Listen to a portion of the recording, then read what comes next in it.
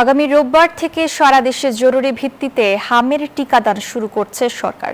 ৬ মাস থেকে ১০ বছর বয়সী শিশুরা এই টিকার আওতায় থাকবে। সচিবালয়ে সংবাদ সম্মেলনে জানিয়েছেন স্বাস্থ্যমন্ত্রী সরদার সাখাওয়াত হোসেন বকুল। এপ্রিল-মে মাস জুড়ে প্রথম দিকে ৩ কোটি শিশুকে ২১ মিলিয়ন টিকা দেওয়া হবে। পরবর্তীতে বাড়বে এই সংখ্যা। এই কার্যক্রমের জন্য মাঠ পর্যায়ে স্বাস্থ্যকর্মীদের ছুটি বাতিল করেছে মন্ত্রণালয়। শিশুদের বসন্তের ব্যাধি হাম এবার হানা দিল যেন চৈত্রেই। জ্বর, গায়ে লালচে র্যাশ আর হাঁচি কাশির উপসর্গ নিয়ে হাসপাতালে কাতরাচ্ছে শিশু।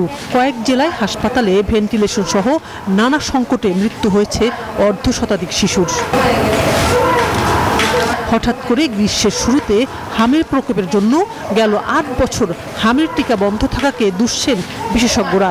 তাই হামের প্রাদুর্ভাব বাড়তেই তৎপরতা শুরু হয় স্বাস্থ্য মন্ত্রণালয়। হাসপাতালের চিকিৎসার পাশাপাশি টিকার ব্যবস্থা করতে যোগাযোগ করে বৈশ্বিক টিকা অ্যালায়েন্সগুলোর সাথে।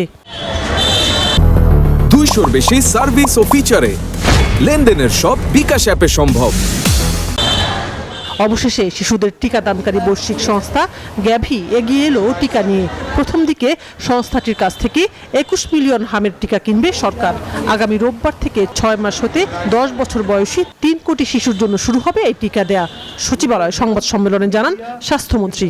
রবিবার থেকে আমরা ফিল্ড লেভেলে ভ্যাকসিন পুশ করা ইনশাল্লাহ শুরু করব। আমাদের সকল ফিল্ড লেভেলে যারা এই কাজটা করে তাদের ছুটি বাতিল করা হয়েছে। এটা is not a campaign, it's a emergency start of the vaccination. এটা কন্টিনিউ করব আমরা। এপ্রিল-মে মাস জুড়ে হামের টিকার ক্যাম্পেইন চলবে। এরপর জুন মাস থেকে শুরু হবে এপিআই এর অন্য টিকা কার্যক্রম।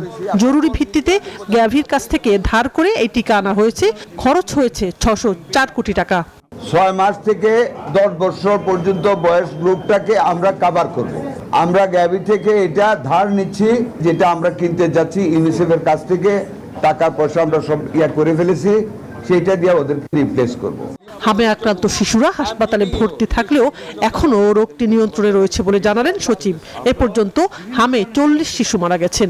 এটা আতঙ্কের কিছু নাই। আমরা রাইট টাইম এবং দ্রুত সময়ের মধ্যে আমরা রেসপন্স করে আমরা এটা ইমার্জেন্সি বেসিসে আমরা একটা সার্কেল, যেটা ধরেন এখানে একজন ইনফেক্টেড, এর চারিদিকে আমরা রিং তৈরি করে টিকা দিয়ে একটা হার্ড ইমিউনিটি সার্কেল তৈরি করব। কোন কোন উপজেলাতে সবচেয়ে বেশি সংক্রমণ হচ্ছে ওই লিস্টের অনুযায়ী আমরা একটা উপজেলার প্রায়োরিটি লিস্ট করব। আমরা প্রথমে যে রোববারে যে ভ্যাকসিনেশন শুরু করব, আমরা এই প্রায়োরিটি উপজেলাতে আমরা শুরু করব। ইভেনচুয়ালি আমরা বাংলাদেশের প্রত্যেকটা জায়গাতে আমরা যাব। শিশুদের টিকা দেওয়ার এই ৬ মাসের শুরুর বয়সটা স্বাস্থ্য খাতের বিশেষজ্ঞদের সাথে আলোচনা করে হয়েছে বলে জানায় স্বাস্থ্য মন্ত্রণালয়ের কর্তা ব্যক্তিরা। আমাদের চেষ্টার কোনো ত্রুটি নেই বর্তমান সরকারের। শানাজি ইয়াসমিন, নিউজ 24, ঢাকা।